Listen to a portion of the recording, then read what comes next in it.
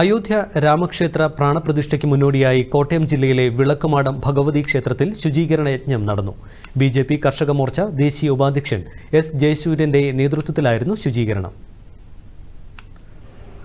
ജനുവരി മാസം 22-ാം തീയതി അയോധ്യയിൽ പ്രാണപ്രതിഷ്ഠ നടക്കുന്ന രാമക്ഷേത്രത്തിന്റെ ആ മഹത്തായ കർമ്മത്തിന് ഭാരതം മുഴുവൻ ഒരുങ്ങുകയാണ്. ഭാരതത്തിലെ എല്ലാ ക്ഷേത്രങ്ങളും ശുദ്ധീകരിക്കുന്ന പവിത്രമായ ചടങ്ങാണ് ഇപ്പോൾ നടന്നുകൊണ്ടിരിക്കുന്നത്.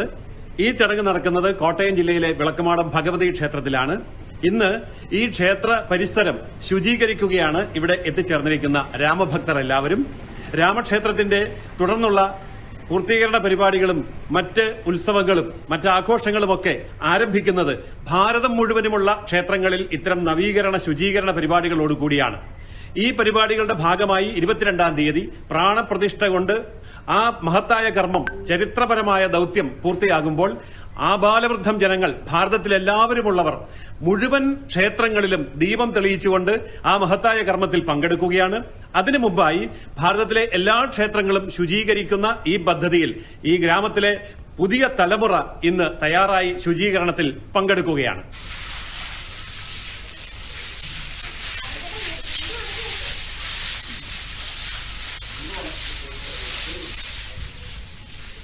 ഇടുക്കി തൊടുപുഴ കാഞ്ഞിരമറ്റം ശ്രീ മഹാദേവ ക്ഷേത്ര പരിസരം ബിജെപി പ്രവർത്തകരുടെ നേതൃത്വത്തിൽ ശുചീകരിച്ചു. ബിജെപി സംഘടനാ ജനറൽ സെക്രട്ടറി കെ സുഭാഷ് ശുചീകരണ പ്രവർത്തനം ഉദ്ഘാടനം ചെയ്തു.